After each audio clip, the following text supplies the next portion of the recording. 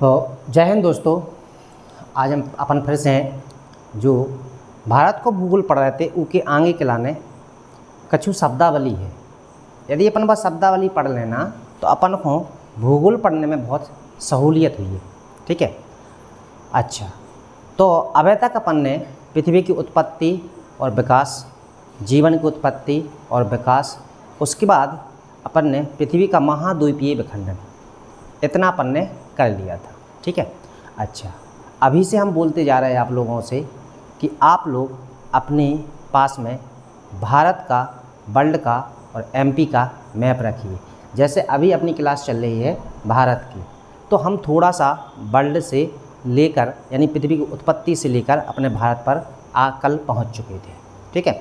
अच्छा, तो आपके पास में भारत के दोनों मैप होना चाहिए, एक तो राजनीतिक और दूसरा अपना प्राकृतिक। यदि आपके पास वो मैप होंगे ना तो आपको किसी भी चीज़ को रटना नहीं पड़ेगा और आपको उसको देखते ही याद होने लगेगा कि कहाँ पर क्या है। क्योंकि विद्वानों ने बताया है कि यदि आप प्रैक्टिकल के थ्रू किसी चीज़ को पढ़ते हैं या सीखते हैं तो वो अपने माइंड में 60% रहता है, यानी वो भूलता नहीं है। ठीक है। तो इसलिए हम आपसे फिर बोलेंगे कि अपने पास में 2 मैप रखिए। ठीक है।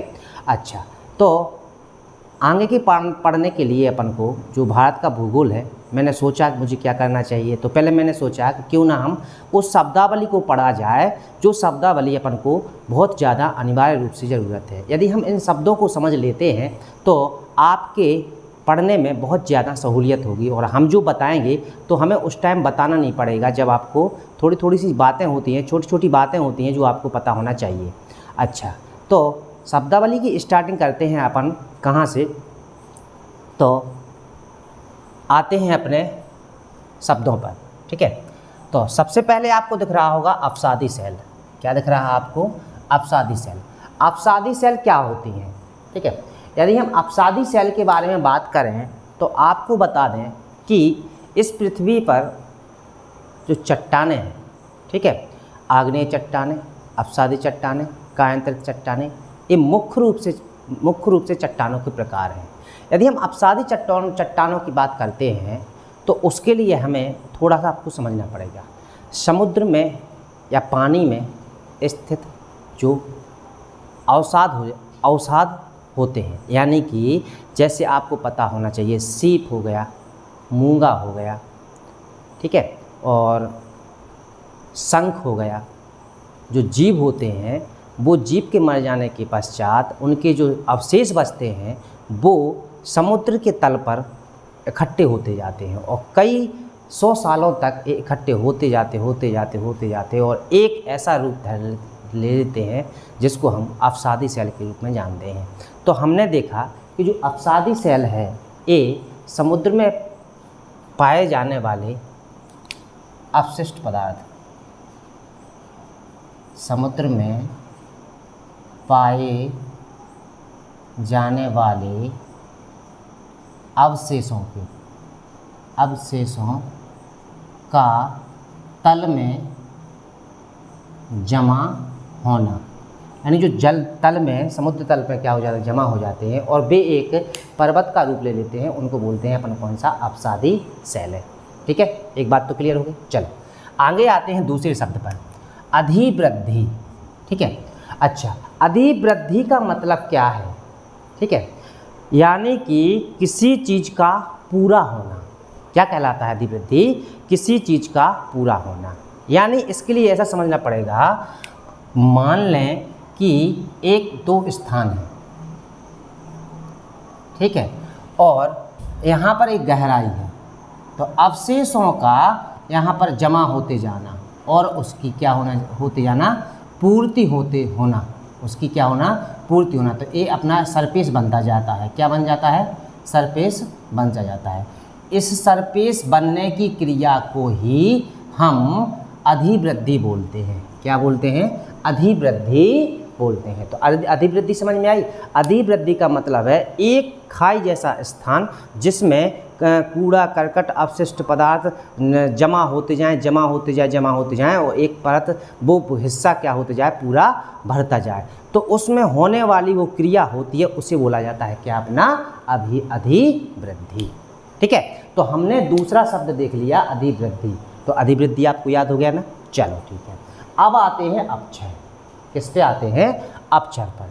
तो अपक्षय के लिए हमें क्या करना है, अपने वातावरण में उपस्थित जो पर्वत पठार हैं, ठीक है, जो पर्वत चोटियां हैं, जो अपने आवरणीय स्थल पर स्थित जो पर्वत श्रेणियां हैं, उनका मौसम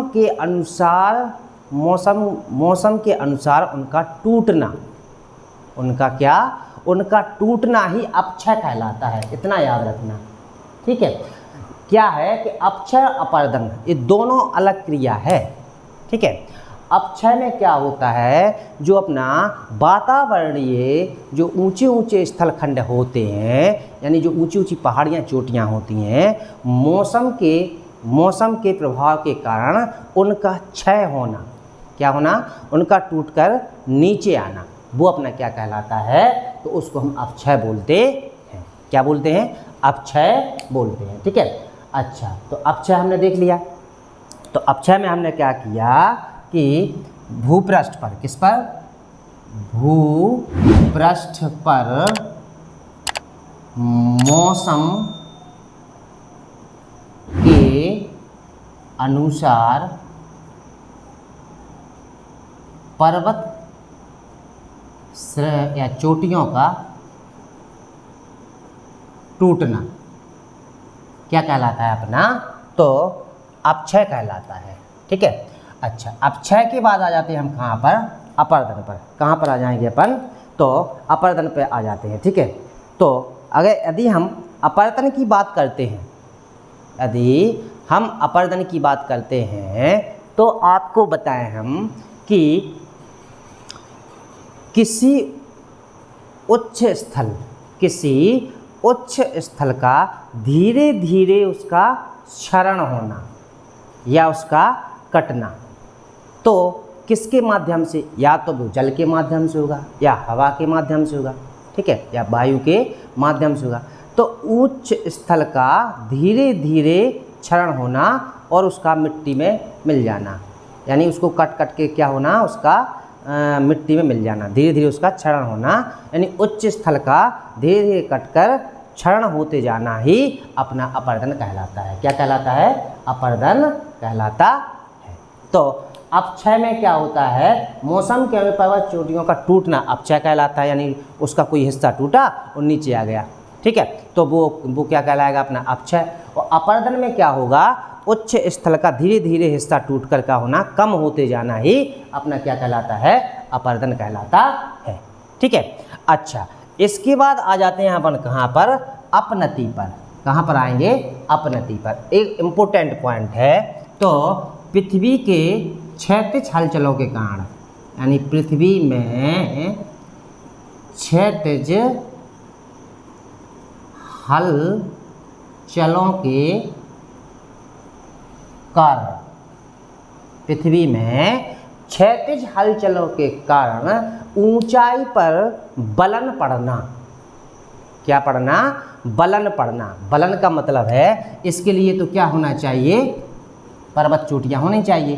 तो वहाँ पर ऊंचाई पर, कहाँ पर, ऊंचाई पर बलन पड़ना ही अपना क्या कहलाता है, तो अपनति कहलाती है, ठीक है। इसी तरह अभिनति है। अभिनति के लाने में यही डेफिनेशन है, ठीक है, कि पृथ्वी में क्षैतिज हलचलों के कारण, बस यहाँ पर ध्यान देना कि नीचे स्थल पर, यानी स्थल पर पड़ने वाले बलय, मतलब नीचे पड़ने वाले बलय ही अपने क्या कहलाते हैं, तो अभिनति कहलाते हैं। तो अपनति और अभिनति। अपनति में ऊपर, कहाँ पर बलन पड़ते हैं, बलय पड़ते हैं ऊपर, और अभिनति में बलय पड़ते हैं जमीन स्थलखंड पर, नीचे। कहाँ पड़ते हैं, नीचे। तो अपनति और अवनति आपने देख लिया ना। अपनति क्या है, ऊपर बलन पड़ना, और अपनति क्या है अपना, अभिनति क्या है अपनी, नीचे बलन पड़ना, ठीक है। अब आ जाते हैं पर कहाँ पर, अधिकेंद्र पर। कहाँ पर आएंगे अपन? अधिकेंद्र पर। यदि हम अधिकेंद्र की बात करते हैं तो इसके लिए अपन को भूकंप को समझना होगा, ठीक है। अच्छा, यदि भूकंप की बात करते हैं, मान लेते हैं कि ये अपना स्थल है, ठीक है, और ज़मीनी स्तर है और यहाँ पर नीचे ज़मीनी हिस्सा है, ठीक है। तो यदि भूकंप यहाँ से उठता है तो इसके ऊपर लाइन में सीध में इसका जहाँ केंद्र होगा, ठीक है, उसको बोलते हैं अपन अभिकेंद्र। क्या बोलते हैं उसको? अभिकेंद्र बोलते हैं, ठीक है। यानी भूकंप जहाँ से उठता है उसकी काल्पनिक रेखा से होते हुए जहाँ उसका मुख्य अक्ष होता है उसको अपन क्या बोलते हैं? तो अभिकेंद्र बोलते हैं। ये आपसे पेपर में पूछ लेते हैं कि अभिकेंद्र किसे कहा जाता है, तो आपको आंसर में क्या देना पड़ेगा? भूकंप का मुख्य अक्ष, जो जिसका मुख्य पॉइंट जहाँ पर उसका मुख्य अक्ष स्थित होता है उसे अपन क्या कहते हैं? तो अभिकेंद्र कहते हैं, ठीक है। अच्छा, इसके बाद आ जाते हैं ढालू अपर्दन। क्या आ जाएगा अपना? ढालू अपर्दन। अगर हम ढालू अपर्दन की बात करते हैं तो आप इतना तो समझते होंगे सभी की ढलान, जहाँ ढलान होगी और उसमें निरंतर रूप से पानी के बहाव के कारण उन ढलानों का क्या हो रहा है? कटाव हो रहा है, उसको अपन ढालू अपर्दन कहते हैं। उसको क्या कहते हैं? ढालू अपर्दन कहते हैं। जैसे कि मान लीजिए आपके पास में ये दो ढलाने हैं, ठीक है, और यहाँ से पानी जा रहा है। क्या कर रहा है? पानी जा रहा है, तो ये पानी इसको काटता जाएगा, ये यहाँ से इतना काटता जाएगा, तो ये वाला जो कटाव है इसे बोला जाता है ढालू अपर्दन। इसे क्या बोला जाता है? ढालू अपर्दन। इन शब्दों को अच्छी तरह से सुनते चलना, क्योंकि अपन को जब भूगोल पढ़ना है तो वहाँ पर ये शब्द आपको बहुत ज़्यादा इम्पोर्टेंट हो जाएंगे, ठीक है। तो ढालू अपर्दन हमने पता लगा लिया। अब आ जाते हैं कहाँ पर अपन? आयन मंडल पर। तो आयन मंडल की बात करते हैं तो ये तो वायुमंडल की वह परत है जहाँ रेडियो संचार व्यवस्था है, रेडियो संचार संभावना होती है, जिसकी वजह से हमारे यहाँ रेडियो तरंगें कहाँ होती हैं? आयन मंडल में। रेडियो तरंगों से ही अपना क्या होता है? मोबाइल, टीवी, सारी चीज़ें क्या चलती हैं रेडियो तरंगों के द्वारा, ठीक है। तो आयन मंडल का मतलब है वायुमंडल की वह परत जहाँ पर रेडियो संचार व्यवस्था संभव होती है, उसे हम क्या कहते हैं? उसे हम आयन मंडल कहते हैं। उसे हम क्या कहते हैं? तो आयन मंडल कहते हैं, ठीक है। अब आ जाते हैं हम कहाँ पर? आग्नेय शेल पर। अब यहाँ से आपको बहुत अच्छी तरह से समझना चाहिए, क्योंकि ये भूगोल के लिए बहुत ज़्यादा इम्पोर्टेंट है, क्योंकि एक चैप्टर पूरा का पूरा अपना काय में है तो चट्टानों के बारे में है, इसलिए आप यहीं समझ लीजिए। और ये क्या है? तो आग्नेय चट्टान के बारे में, अगर आग्नेय शेल के बारे में अगर बात की जाए तो आपने देखा होगा जब कोई ज्वालामुखी फूटता है, क्या होता है? फूटता है, ठीक है। तो ज्वालामुखी से निकलने वाले लावा से, ज्वालामुखी से निकलने वाले लावा से या मैग्मा से निर्मित चट्टानों को अपन आग्नेय चट्टान बोलते हैं, या उन्हें अपन आग्नेय शेल बोलते हैं, ठीक है।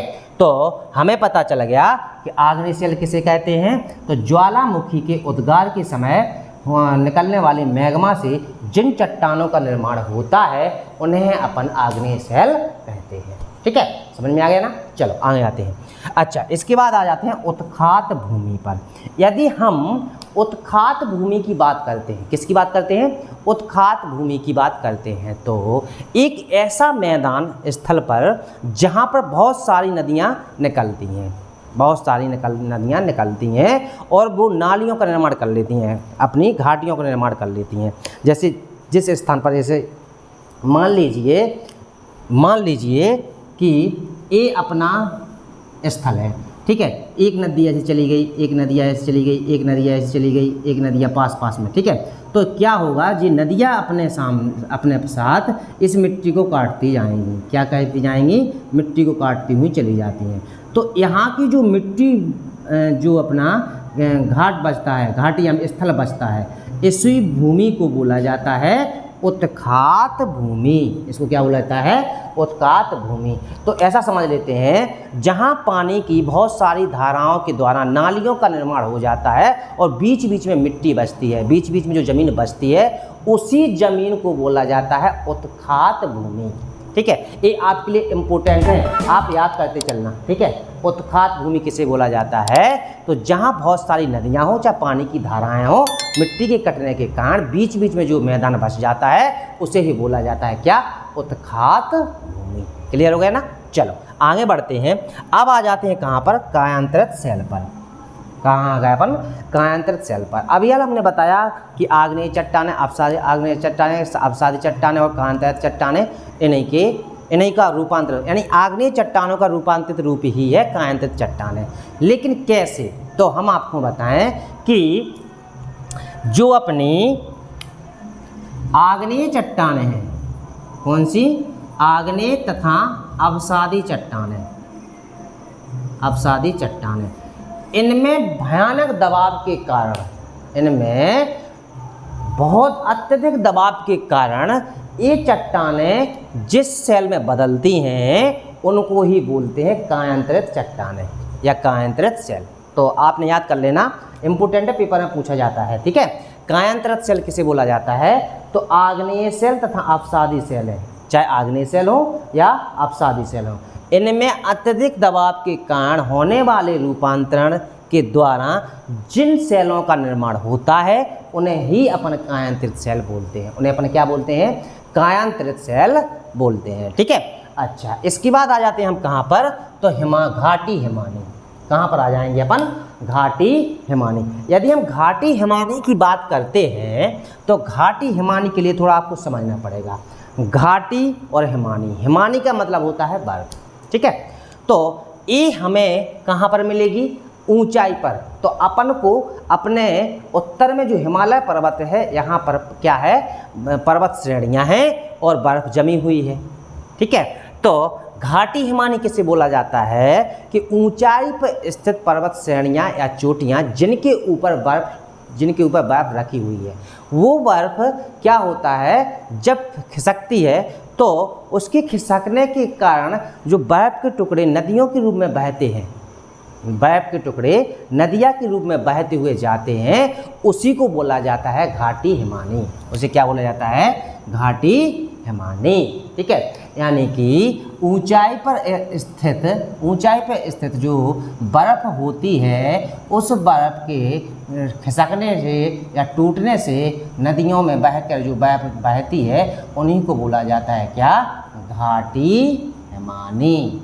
क्या बोला जाता है अपना? घाटी हिमानी। ये आप याद करते चलना, ये बहुत बड़ी पढ़ाई के चीज़ें हैं और ये वन लाइन, यानी जो यूपीएससी, एमपीपीएससी, एमपीएसआई जो बड़े बड़े टेस्ट होते हैं ना, एसएससी, सीजीएल, एसएचएल, जे सारे टेस्ट, उनके लिए बहुत ज़्यादा इम्पोर्टेंट है। ठीक है, अच्छा, तो अब इसके बाद आ जाते हैं अपन कहाँ पर? चक्रवात पर। कहाँ पर आ जाते हैं? तो अब आ जाते हैं अपन चक्रवात पर।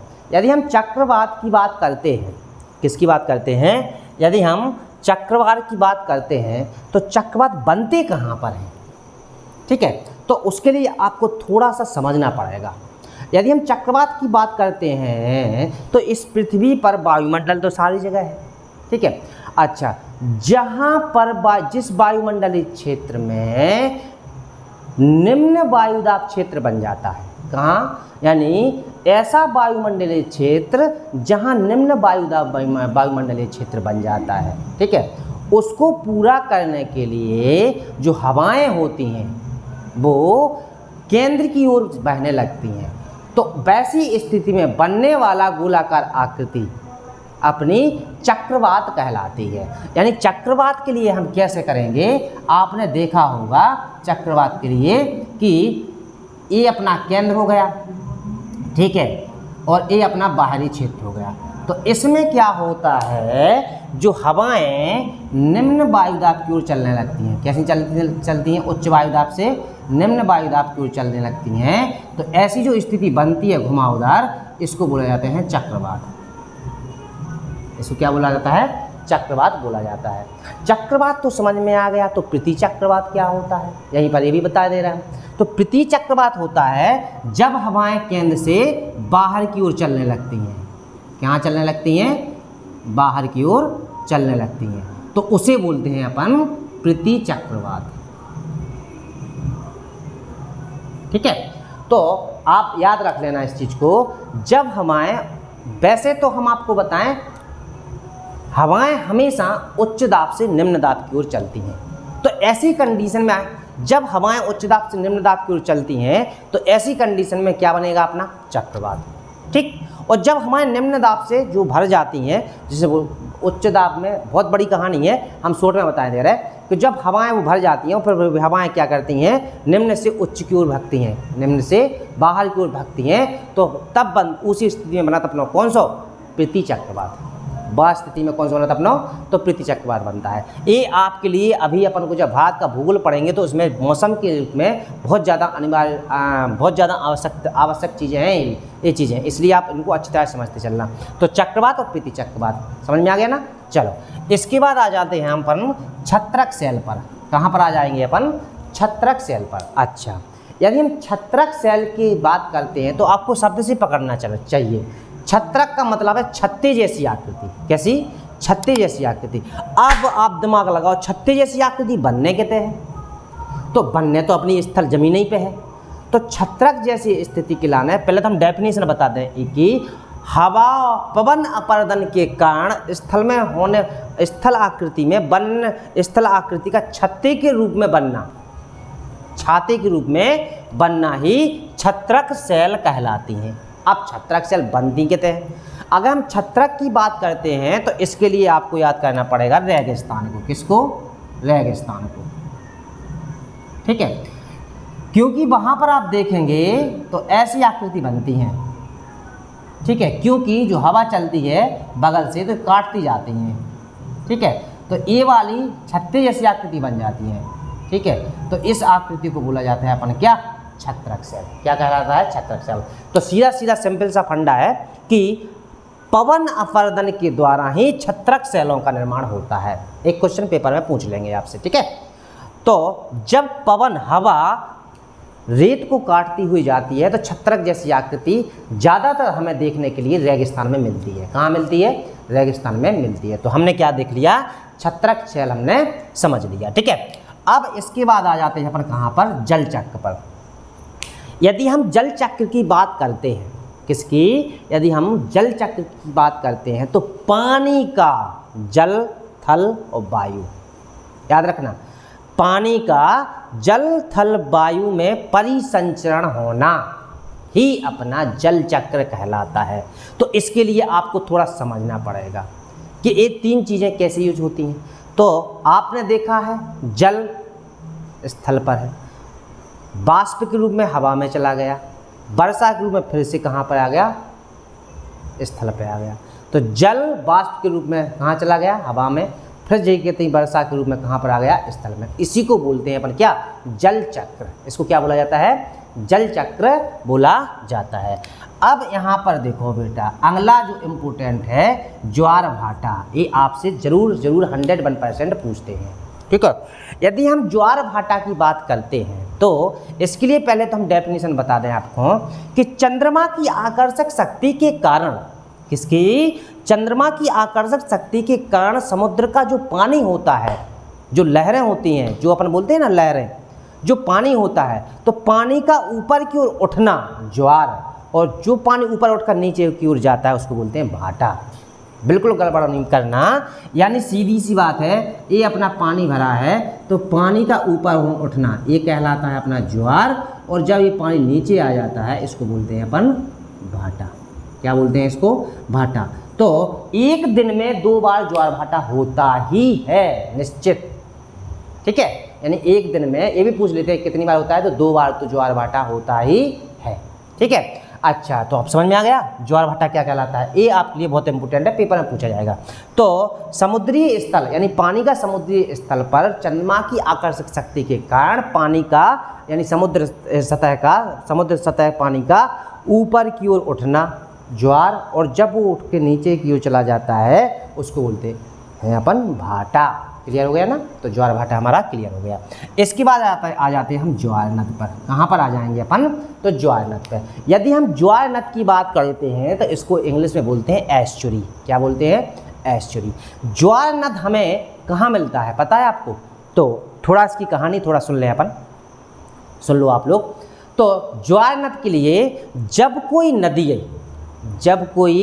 नदी सकरी घाटी से या रिफ्ट वैली से होकर बहती हुई, ठीक है, मुहाने पर जाकर मिलती है, ठीक है, तो वो एक पाइप के आकार की आकृति बनाती है।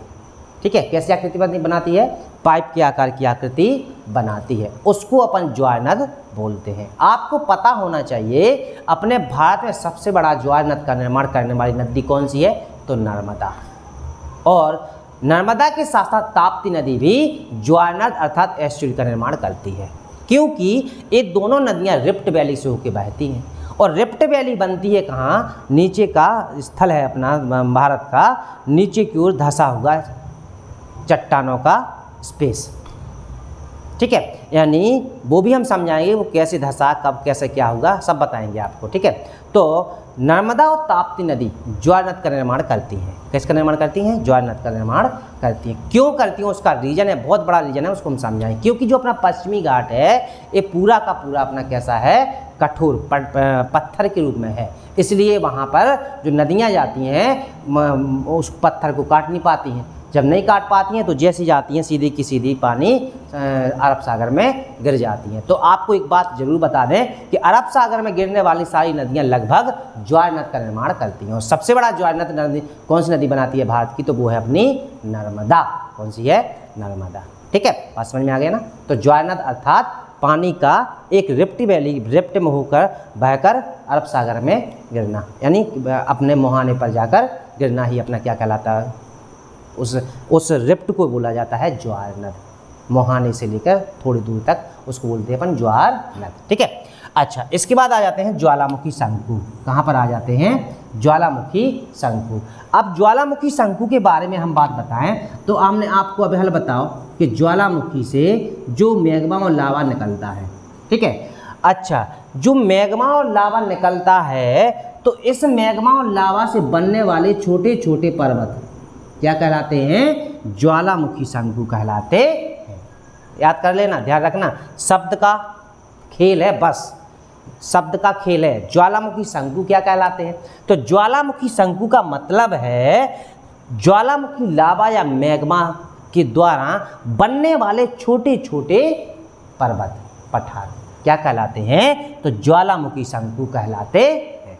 क्लियर हो गया ना, चलो अच्छी बात है, आगे बढ़े। अब आ जाना ज्वालामुखी विवर। यदि हम ज्वालामुखी विवर की बात करते हैं तो सीधी सीधी बात है, ज्वालामुखी को मोह का, ज्वालामुखी को मोह। तो ज्वालामुखी मोह की बात करें तो अब अपन ने ज्वालामुखी देखा, तो यहाँ से जहाँ से ये ज्वाला जो मैग्मा निकलता है इसको बोलते हैं ज्वालामुखी विवर। और इसका दूसरा नाम है क्रेटर, ये भी आपको याद करना है, पेपर में पूछा जाता है।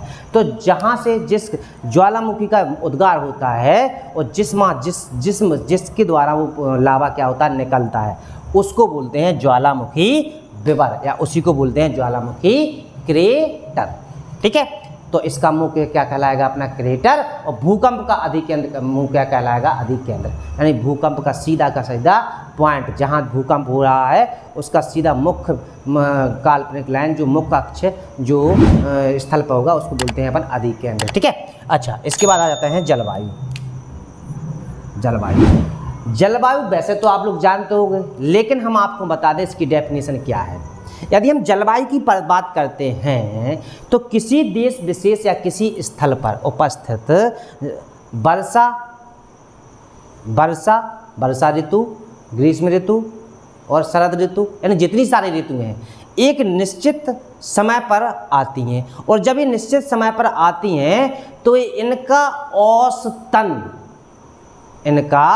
औसतन उसी टाइम पर लंबे समय तक आना ही जलवायु कहलाता है। ठीक है, यानी कि बार बार आपको पता होना चाहिए, आपको पता रहता है कि हाँ अब ठंडी आने वाली है, अब बरसात आने वाली है, अब अपनी गर्मी आने वाली है। तो उसी पूरे रूटीन को, उसके यानी उस मौसम के पूरे औसत रूटीन को ही अपन जलवायु बोलते हैं। और आपको एक क्वेश्चन और बता दें कि लगभग 25 से 30 या 40 साल के बीच में मौसम का परिवर्तन होता है। किसी भी जगह का मौसम का परिवर्तन कब होता है? तो 25 से लेकर 30 या 40 वर्ष के बीच में मौसम का समय बदलता है, यानी परिवर्तन होता है। ठीक है, अच्छा, इसके बाद आ जाते हैं अपन जीवाश्म ईंधन।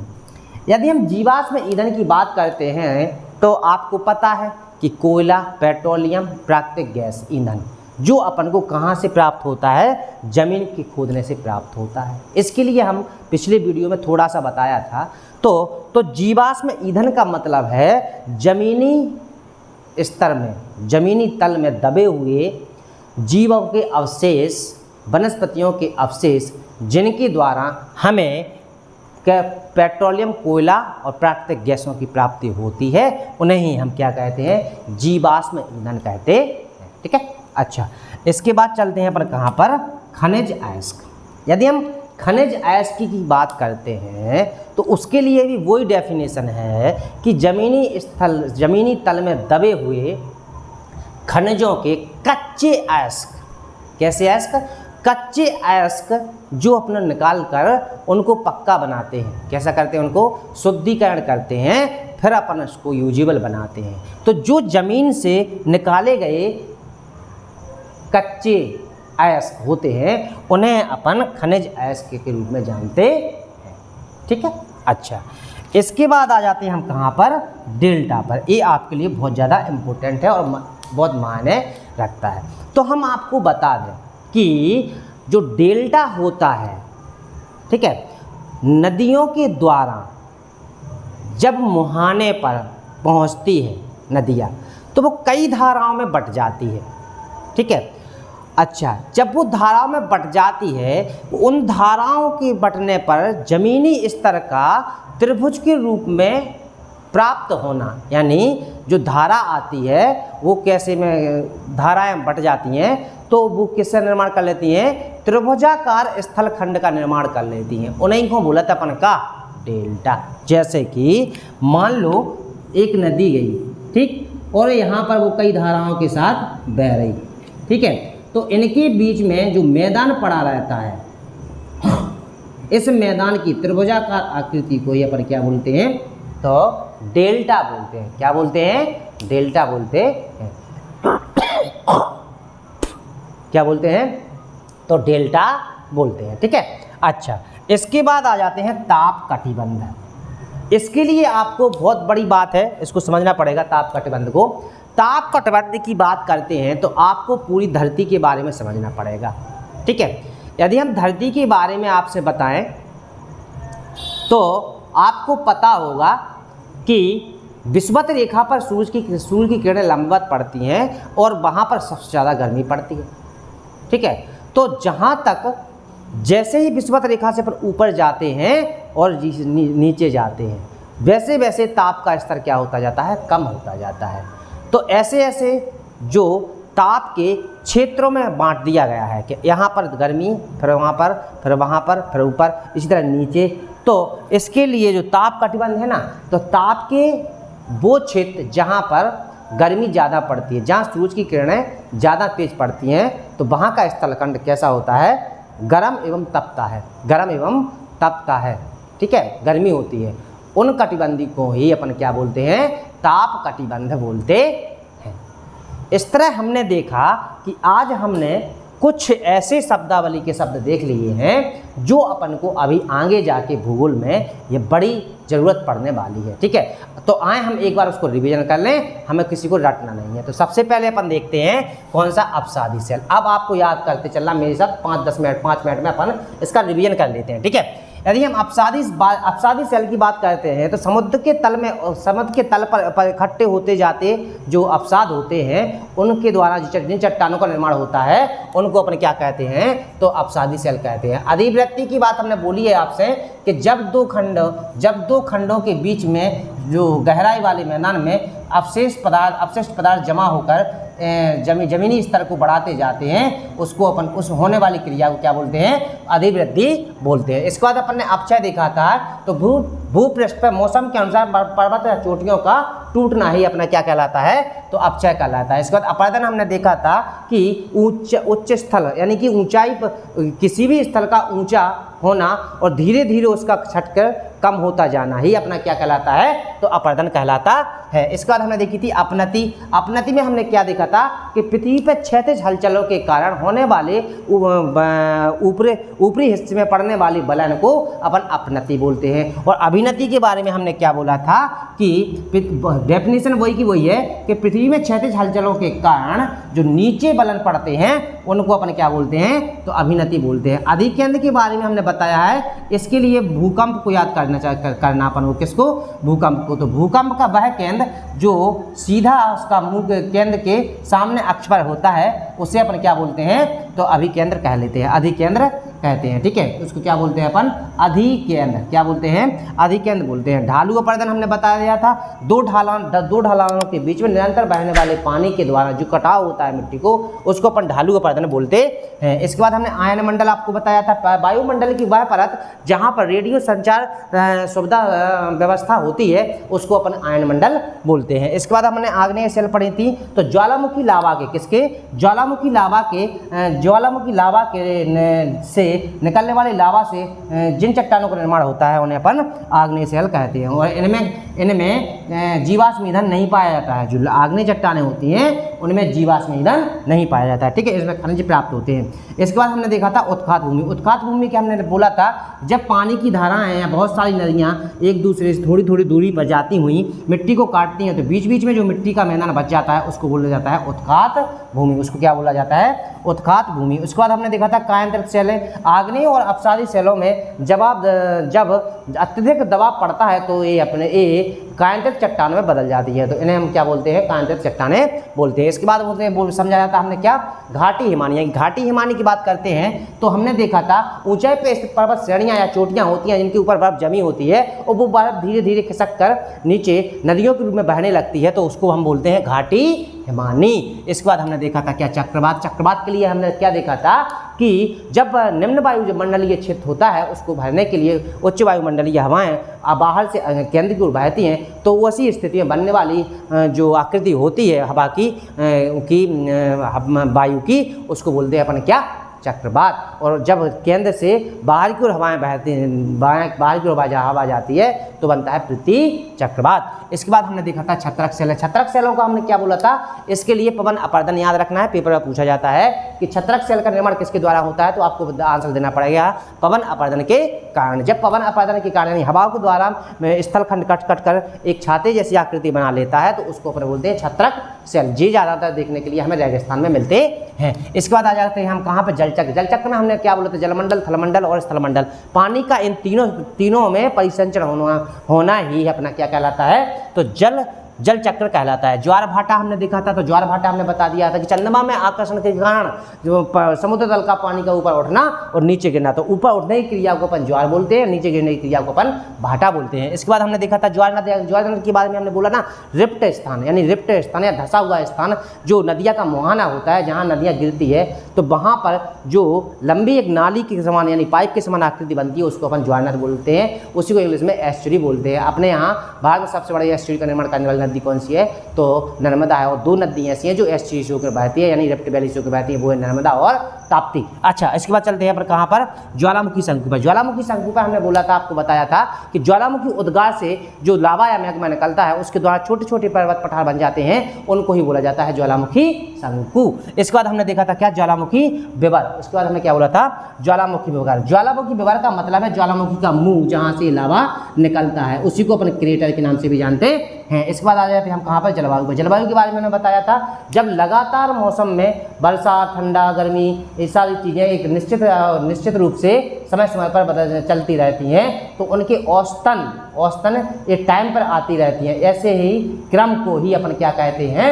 तो जलवायु बोलते हैं। और हमने बता दिया कि जलवायु 25 से 30 साल या 40 साल के बीच में बदलती जरूर है। ठीक है, इसके बाद हमने देखा था जीवाश्म ईंधन। जीवाश्म ईंधन के बारे में आपको अच्छे तरह से पता है। कोयला, मिट्टी का तेल, पेट्रोलियम, प्राकृतिक ईंधन यानी गैस, ये अपनी कहाँ पर ज़मीनी स्तर पर दबे हुए हैं। इनसे यहाँ पर प्राप्त करने वाले क्या कहलाते हैं अपने, यानी ज़मीन से प्राप्त करने वाले क्या कहलाते हैं अपने, जीवाश्म ईंधन कहलाते हैं। इसके बाद हमने देखा था खनिज गैस। खनिज गैस के बारे में हम बात करें तो वही डेफिनेशन है कि ज़मीनी तल में दबे हुए कच्चे अयस्क के रूप में हमें खनिज के रूप में जो प्राप्त करते हैं उनको अपन क्या कहते हैं, तो खनिज अयस्क बोलते हैं। इसके बाद हमने देखा था डेल्टा। तो जब नदियाँ मुहाने की ओर जाती है, जब नदियाँ मुहाने पर जाती है तो कई धाराओं में बटकर त्रिभुजाकार आकृति बना लेती है, उस आकृति को बुलाया जाता है अपना डेल्टा। तो आपको एक बात और बता दें कि जो अपनी बंगाली खाड़ी में नदियाँ गिरती हैं, ये सारी नदियाँ किसका निर्माण करती हैं, डेल्टा का निर्माण करती है, क्योंकि यहाँ पर कोई ठोस पर्वत पठार नहीं है जिसकी वजह से एस्चुरी बने। तो ये यहाँ पर दलदल ज़मीन, भूमि, मिट्टी है, इसलिए ये बहुत धाराओं में बढ़ जाती है और डेल्टा का निर्माण करती है। तो बंगाली खाड़ी में गिरने वाली नदियाँ भारत की जितनी भी हैं वो डेल्टा का निर्माण करती हैं, और यहाँ पर जो अरब सागर में गिरती है सारी नदियाँ वो क्या का निर्माण करती हैं, तो एस्चुरी का निर्माण करती हैं। इसके बाद देखा था हमने ताप कटिबंध। ताप कटिबंध के बारे में हमने बता भी दिया था आपको कि विषुवत रेखा, ताप कटिबंध, कर्क रेखा, ताप कटिबंध, मकर रेखा, ताप कटिबंध, यानी कि यहाँ पर सूर्य की गर्मी तेज पड़ती है। अभी हम उसको अच्छी तरह से समझेंगे, ग्लोब से बाद में समझेंगे। तो ताप कटिबंध यानी ताप के वह क्षेत्र जहाँ जिसको अपन कटिबंध के रूप में बना लेते हैं या मैदान क्षेत्र के बारे में बना लेते हैं, उनको अपन क्या कहते हैं, ताप कटिबंध के रूप में जानते हैं। इस तरह हमने क्या दिया, आज अपन ने कुछ शब्दावली कर ली है, थोड़ी सी शब्दावली और बची है, तो आगे का वीडियो अपन कल देखते हैं कितने बचे। आधा बचा है, आधा लगभग आधा पूरा हो चुका है। अच्छा, हम आपको बताएं, यदि अपन ये पढ़ रहे हैं तो इसको पढ़ने का मतलब सिर्फ एक ही है बेटा, हो सब्जेक्ट से कि अपन हर एक चीज़ को बिल्कुल क्रम से पढ़ रहे हैं। कैसे पढ़ रहे हैं, क्रम से पढ़ रहे हैं। तो इनको लिखते ज़रूर जाना, और आपके पास में 2-3 दिन का टाइम और है कि आप लोग मैप ले लें, सभी जने 1-2 दिन में मैप ले लें और अपने पास में रखें। जब भी हम क्लास पढ़ाएं ना, अभी तो ठीक है कोई बात नहीं, मैप की आज ज़रूरत नहीं थी, क्योंकि अगले जाकर कल अपन को और थोड़ा देखना है कि थोड़ा सा और बचा है, वो भी करेंगे। तो आपको 2 या 3 दिन में मैप की ज़्यादा ज़रूरत पड़ेगी, क्योंकि जब हम पढ़ते हैं तो उसको मैप को अपने पास में होना चाहिए। तो मैप ज़रूर ले लेना, ठीक है। अच्छा, दूसरा अपन ने शब्दावली हो गई, अब कल थोड़ा सा और बचा, वो भी कर लेंगे अपन, ठीक है। आप कल का कल देखेंगे। यदि वीडियो अच्छी लगती है बेटा तो एक काम करना, लाइक ज़रूर करते जाओ, कमेंट करो और शेयर करो, और अपने दोस्तों को बताते जाओ, और क्रम से पढ़ते चलो। अभी आपको पता चलेगा कि हम क्या पढ़ रहे हैं। एक या 2 दिन में जब अपन भारत पे आ जाएंगे ना, तब आपको समझ में आएगा कि हमने क्या पढ़ा है, इसकी हमें ज़रूरत क्या है, ठीक है। तो इसकी ज़रूरत हमारे लिए बहुत ज़्यादा है, और इसको अच्छी तरह से पढ़ते जाना, ये आपके लिए बहुत ज़्यादा इंपॉर्टेंट है, ठीक है। यदि आपको पता नहीं, हमें नहीं है पता आप कौन सी तैयारी कर रहे हो, छोटी कर रहे हैं, बड़ी कर रहे हैं, तो आपको ये सारी चीज़ें हैं, छोटी छोटी बातें हैं, इन छोटी छोटी बातों से ही बड़ी बड़ी टेस्ट निकल जाती हैं, ठीक है। आप लोग खुद समझदार हो कि हमें क्या करना है क्या नहीं करना है, इसलिए आप लोग बस पढ़ते चलना, ठीक है। और एक बात और याद रखना, मैं कभी अपनी पढ़ाई को बेचूंगा नहीं, मैं कभी ना तो बेचूंगा, ना कभी कोई भी चीज़ आपसे पैसे में नहीं करूँगा। जो भी पढ़ाऊँगा फ्री पढ़ाऊँगा। और अभी तो क्या है, जियोग्राफी पढ़ा है, अभी अपन हिस्ट्री पढ़ेंगे, पॉलिटी पढ़ेंगे, सारी सब्जेक्ट हम इसी पे पढ़ाएंगे, लेकिन धीरे धीरे पढ़ाएंगे, ठीक है। तो यदि वीडियो अच्छी लगती है तो लाइक करें, कमेंट करें और शेयर करें। धन्यवाद।